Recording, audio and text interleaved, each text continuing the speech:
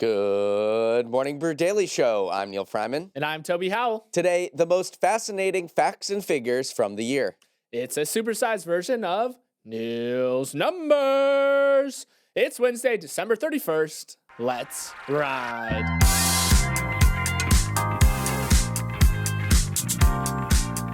Good morning and happy New Year's Eve. One of everyone's favorite segments on the podcast, and I'm not just saying this because it has my name on it, is Neal's Numbers. It's the segment we run on Thursdays where I share 3 stats from the week's news that will save you from the most awkward small talk encounters. For this special holiday week episode, we're going to pick out the best of Neal's Numbers for 2025. Our team poured over every stat or figure I discussed in Neal's Numbers from the year and picked a couple that stood out from the pack, either for representing a broader theme from the year or just because they were so bizarre. Toby, are you ready to go? Do I have a choice? Yes, I'm ready. Let's do this thing. But before we do this thing, a word from our sponsor, Public. Neal, remember when we said we'd start doing more adult things this year? Yeah, and I've been pretty good. I've been meal prepping, getting better sleep, and hitting the gym. All right, brag. Well, I made progress with my investing portfolio by joining Public. Here is what is cool about Public. They have generated assets which allow you to turn any idea into an investable index with AI. That feature is pretty sick. You can literally type in any prompt, such as from renewable energy companies with high free cash flow to semiconductor suppliers growing revenue over 20% year over year, and put the AI to work. It screens thousands of stocks, builds a one-of-a-kind index, and lets you backtest it against the S&P 500. New Year's resolutions just got a whole lot easier. Get started at public.com/morningbrew and earn an uncapped 1% bonus when you transfer your portfolio. That's public.com/morningbrew. Paid for by Public Investing. Full disclosures in podcast description. Now here's our episode about Neal's Numbers. As I was reviewing all the Neal's Numbers from the year, I found that many of them fit into distinct themes or buckets that speak to what the world was like in 2025. And Toby and I are going to run them down now. The first clear theme that emerged was the death of partying, especially among young people. The writer Derek Thompson has been beating this drum for a while and put together some jaw-dropping stats to highlight what he describes as the anti-social century. Between 2003 and 2024, the amount of time Americans spent hosting or attending a social event plummeted by 50%. Among Americans aged 15 to 24, they spent 70% less time partying than they did just 20 years ago.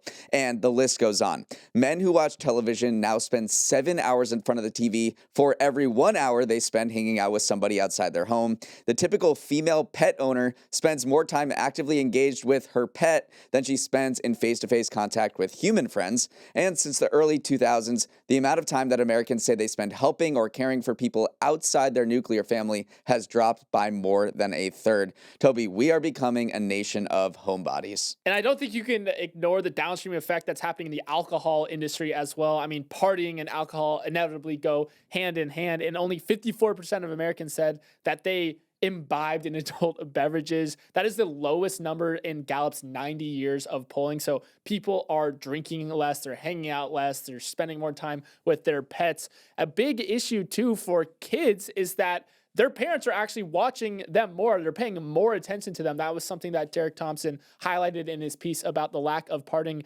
Mother's time with childcare increased by 200 minutes a week. Father's time spent on childcare increased by 240 minutes a week. So you kind of are getting this combination of none of the youths are drinking anymore. Their parents are watching them more closely. Not necessarily a recipe for a great party. No, as Thompson right, Americans used to have more kids whom they watched less. Now they have fewer children whom they watched more. And he chalks up this quote unquote antisocial century to 3 main factors, and they're fairly obvious. It's not reinventing the wheel here. It's greater professional ambition. So people are delaying marriage and having kids in order to pursue their career prospects, more intensive parenting, as we talked about, and lavish entertainment abundance. You can't ignore the screen factor in all of this. As American socialization has declined over the last few decades, there's been an increase in not only television, but social media. Every study that you finds that we are spending more times in front of our screens instead of interacting face to face with humans. It's just this culture of anxiety too, because if you spend more time alone, when you do go hang out with people, it makes you a little bit more on edge. You feel like each interaction is more high stakes because they are less frequent. So you get fewer reps in. It's just like anything else you do in life. If you don't practice it, you're not going to be good at it. Now that is the same thing that is happening with socializing right now. So then your avoidance increases and the cycle deepens. So I hope people hear this and go, let's, have a party, invite their friends out, because right now it's not happening too much anymore. And this next number meshes pretty well with the idea that people aren't partying anymore. And that is that America is very rich, but also very unhappy. The data comes from Douglas Harris, an economist at Tulane, who assembled 14 scholars from various political backgrounds to create a national report card for countries around the world. And the U.S.'s report card shows that our economy is performing better than any of our peers, pulling away from Europe and Japan. And yet the report also found that the U.S. fares worse in basically everything else. The U.S. ranks below most peer countries in life expectancy, higher than most in depression, has among the worst income inequality, and lags significantly behind in life satisfaction. Bradley Beezer, a historian at Hillsdale College and committee member, put it best: "We're so wealthy, but so unhappy." Neal, we are winning the money game and losing the meaning game. We are absolutely winning the money game, and here's a stat that illustrates that. In 1990, the per capita gross domestic product, GDP, in the United States was about 28% higher than in the Euro area. Now, that gap is more than 80%. But if you run down things like life satisfaction, happiness, crime, we are trailing in every single category among our peer nations. It dovetails with some other Neal's numbers that I had over the course of the year, because this was a distinct theme, right? Americans are doing pretty well economically. They are not doing well in terms of the happiness. And there was the World Happiness Report that came out. The United States in 2012 was 11th, and now we've slid in the most recent report to 24th in the global rankings. Finland, for the 8th straight year, was the number one most happy country. And then there was this Wall Street Journal poll that asked about the American dream, and they found that the share of people who say that they have a good chance of improving their standard of living fell to just 25%, which was a record low in surveys dating back to 1987. Nearly 70% of people said they believe that the American dream, which is if you work hard, you will get ahead, no longer holds true or never did, which was the highest level in nearly 15 years of surveys. So reviewing Neal's numbers this year, it seemed like there was a distinct theme that Americans are reporting record low levels of satisfaction even as they're doing okay economically. Yeah, this also reminds me of a story we recently discussed about an essay from the Substacker Michael Green, who said that the poverty line that the official government recognizes, which is $32,000 for a family of four, is way too low. And actually, it's closer to $140,000 a year for a family of four by his calculations. He found that by just averaging what costs a traditional suburban family in Caldwell, New Jersey might face when considering things like healthcare, things like transportation, housing, just the normal stuff that everyday Americans have to pay for. And he found that whatever the official government number, it's vastly outdated, it's way too low, and it's probably closer to well into six figures, which does reflect some of these anxieties and some of the pressures that a lot of Americans are facing, as reflected by all the data that we just mentioned. It also could be this K-shaped recovery we're talking about, and the fact that America is highly unequal. There's a stat that was thrown around a lot from Moody's Analytics this year that showed that the top 10% of earners in the U.S. accounted for nearly 50% of spending in the second quarter. You heard it from a lot of retailers in the most recent earnings season ahead of the holiday shopping season, was that the wealthy are doing okay. They are maybe trading down to cheaper goods, but the people on the lower income spectrum are doing worse, and they're pulling back even more than the people on top who are powering ahead with spending. This is going to continue to be a theme going into the next year with the midterm elections. AI was everywhere this year, and it's starting to change how we speak in our daily lives. Researchers at the Max Planck Institute found that since the release of ChatGPT, people have tweaked their vocabulary to favor words that are more frequently used by the chatbot. After analyzing 280,000 YouTube videos from academic channels, this study found that speakers use words like meticulous, delve, realm, and adept, all words that often show up in ChatGPT outputs 51% more frequently than they did in the 3 years prior. According to the lead author, using words like delve more is a sign that we've internalized this virtual vocabulary into daily communication. But not only is our vocab starting to mimic ChatGPT, so is the way we talk, making our speech longer, more structured, and with less emotional expression, similar to what we read when interacting with the chatbot. As one scientist at the Max Planck Institute put it, delve is only the tip of the iceberg.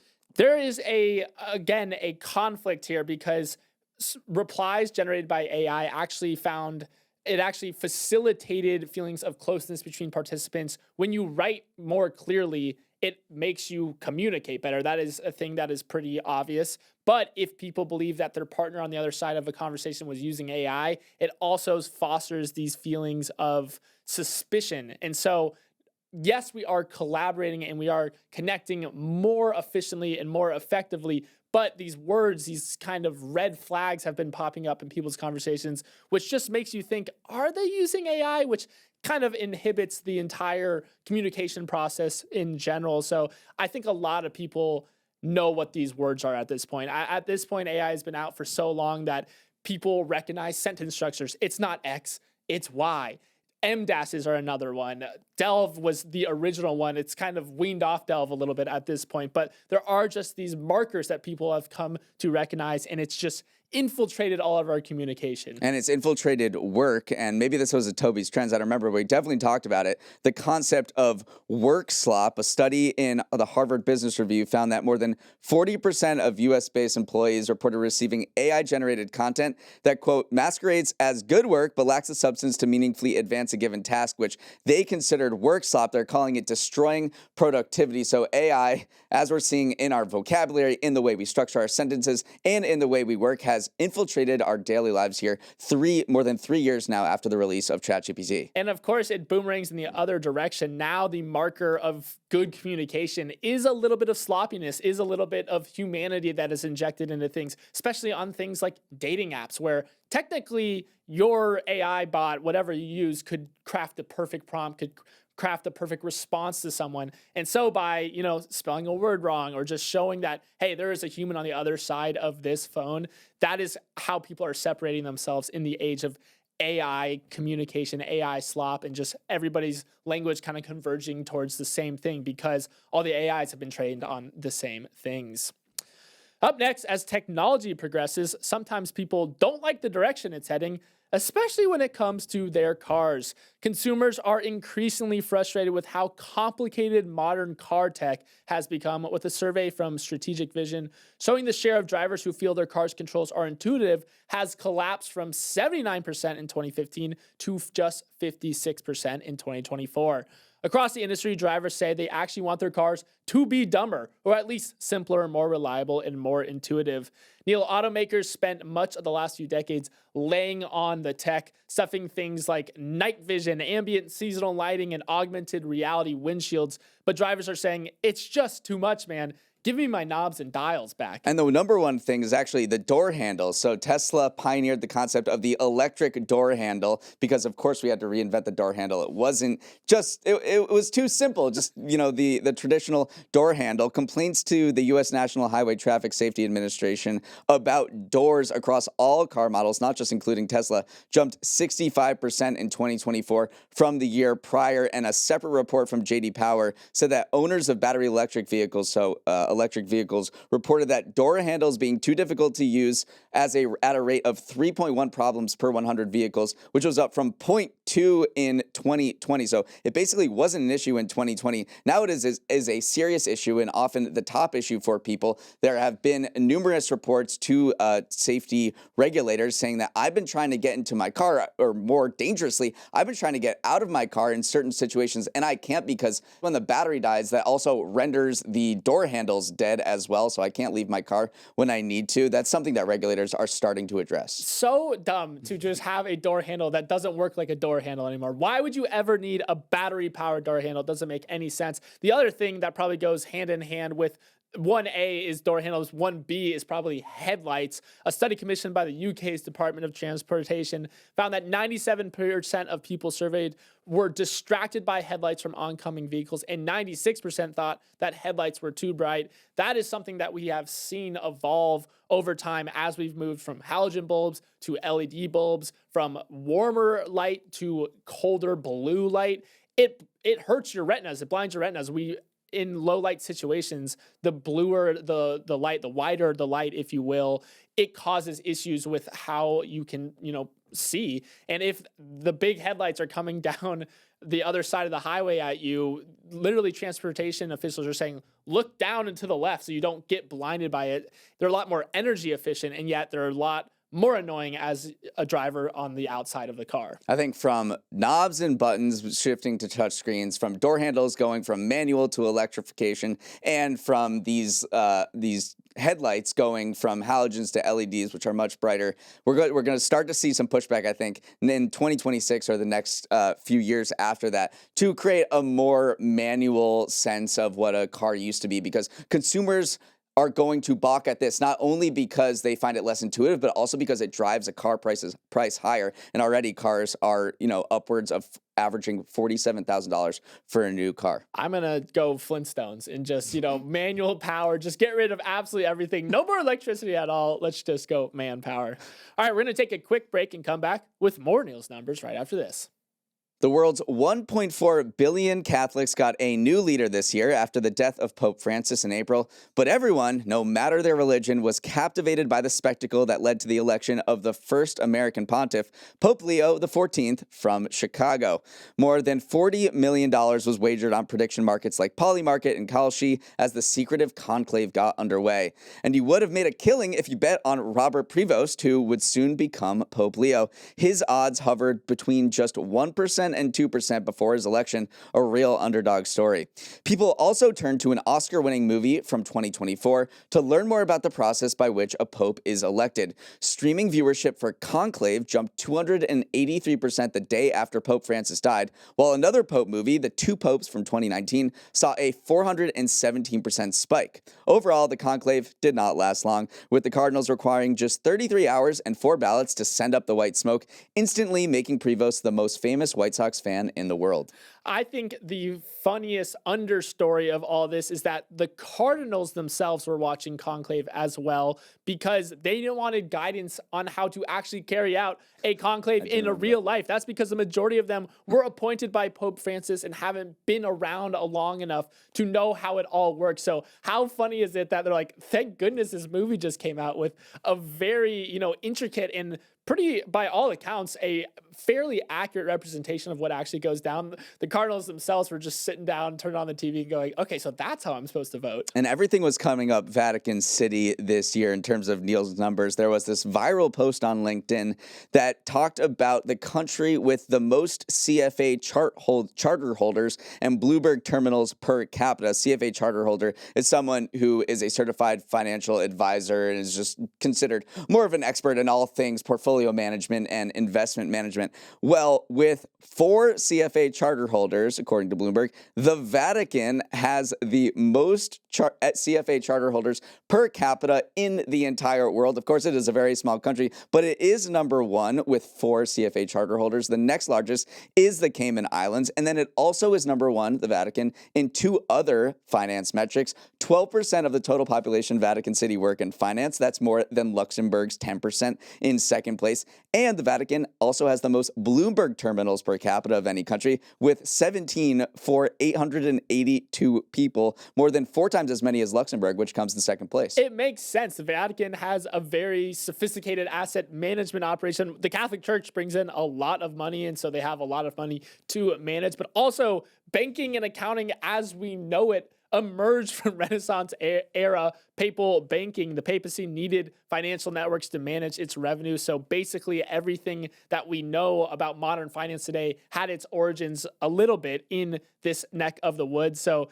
there were so many memes around this too. I remember when this stat came out where people were generating images of, cardinals sitting at terminals saying, this is who you're trading against. Like, good luck. They literally have God on their side. So a very interesting, just the Pope in general has been a very fertile news cycle, especially for Neal's numbers. The other thing that I'm remembering too is Topps is selling Pope baseball cards because the Pope is a very big baseball fan. You already mentioned that he is a Chicago White Sox fan. So his trading cards outperforming like LeBron James and Victor Wembanyama rookie cards at this point because he's the Pope. Come on. How are you going to trade against? He's an American Pope. He's an American Pope at that, yeah. It was a lot of Pope-mania this year.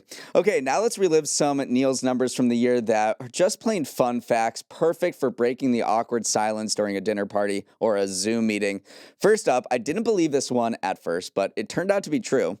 There are only 2 escalators in the great state of Wyoming, both at Banks and Casper. There used to be a third at the JCPenney building in Cheyenne, but that building was renovated and the escalator was removed. And that speaks to why there are hardly any escalators in Wyoming at all. There are barely any malls. There are only 3 shopping malls in Wyoming: Frontier Mall in Cheyenne, East Ride Mall in Casper, and White Mountain Mall in Rock Springs, and none of them has an escalator. Another place you might find an escalator is a stately office building, but there aren't many of those in Wyoming either. In fact, the tallest building in the state is the Wyoming Financial Center, which towers 11 stories into the air. There's just not a lot of people in general in Wyoming. 583,000 people for 2 escalators. It's kind of like the Pope or the Vatican stat that you just mentioned. Per capita rates go crazy when you don't have a lot of, people. The function of escalators in architecture, though, also doesn't jive very well with what's going on with Wyoming. They're kind of middles of the road are considered that in architecture because installing and maintaining escalators is less expensive than an elevator, but obviously a lot more expensive than just stairs. So typically you need a building with a very high occupancy rate. You need a lot of foot traffic to justify the cost. Wyoming has none of the above, hence the crazy fact that there's only 2 escalators. Okay, hold on to your bellies for this next fun number. Do you know which restaurant chain makes the most money per location in America? It's not Chick-fil-A, a steakhouse, or even Nobu. It's Din Tai Fung. Yes, the dumpling shop obliterates all challengers when it comes to an average unit volume, bringing in over $27 million per restaurant, nearly double its next closest competitor. For comparison, one Din Tai Fung makes as much as 2 Cheesecake Factories, almost as much as 4 Chick-fil-A's, and about the same as 7 McDonald's. The average Din Tai Fung location would rank as the 15th largest standalone restaurant in America.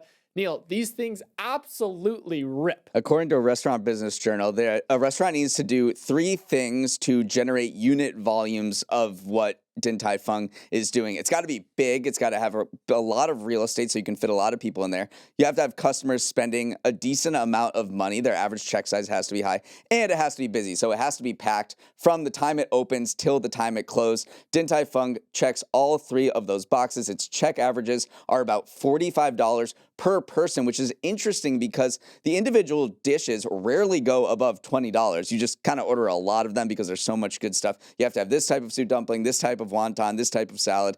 And so all of these things are conspiring to create this astronomical number where each restaurant brings in $27 million, which is kind of insane to think about. They're also very strategically paced. A lot of them are on the West Coast, which has a larger Asian American population, and they're in Disneyland in California, and then in New York City, where there's been a huge heralded opening over the past year, was in Times Square. When you're talking about foot traffic, there is no other. I remember when you found this number and you quizzed me, you're like, all right, what do you think the largest restaurant chain is?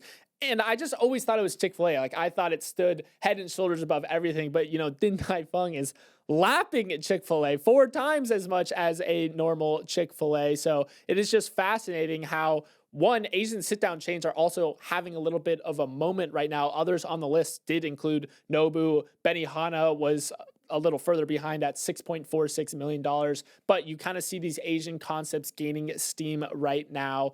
And you just have this unmatchable throughput, this unmatchable, size, and just an awesome menu. Well, we can put some respect on Chick-fil-A's name, though, because when you're looking just at American fast food chains, Chick-fil-A does do the most average sales per location, 7.5 million. It's not 24, but it is 7.5. And then you get Raising Cane's, In-N-Out Burger, Whataburger, and then McDonald's, Chipotle, Kava, Zaxby's are all the way down the list if you like those places.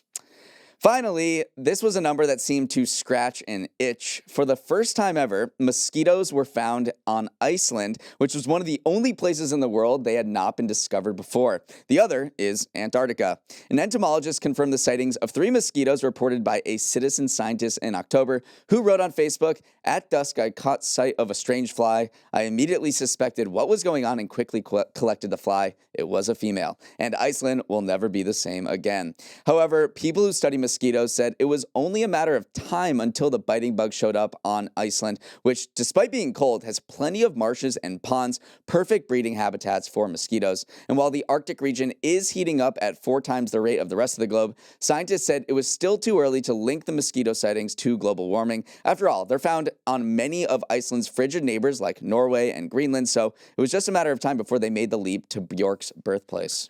This is one of those numbers that stick in your head like a mosquito. I remember talking to my mom and she's like, for whatever reason, I will always remember the mosquito in Iceland story because it just feels so organic. Like it doesn't feel like a bug that I have in Florida should be in a place like Iceland. But a lot of scientists say, hey, we are entering the age of the mosquito right now. One of the few beneficiaries of a warming planet is a mosquito because they flourish in heat and humidity. So yes, it was only a matter of time. If we see a mosquito in Antarctica, though, that's when you get. That's when we go up to the moon or Mars and get out of here. Is beckoning at that point. But yes, Hall of Fame Neal's number right there. Okay, that is all the time we have. What a year for Neal's numbers. Thank you so much for listening. And Toby, your commentary is also a key part of what makes Neal's numbers successful. So I want to thank you for that. And thank you for starting your morning with us. Have a wonderful rest of your day. If you want to get in touch, send a note to Morning Brew Daily at morningbrew.com or DM us on Instagram at MBDailyShow. Let's roll the credits. Emily Milliron is our executive producer. Raymond Liu is our producer. Our associate producers are Olivia Graham and Olivia Lake. Hair and makeup is riding the escalators in Wyoming. It's not taking them that long. Devin Emery is our president, and our show is a production of Morning Brew. Great show today, Neal. Let's run it back tomorrow.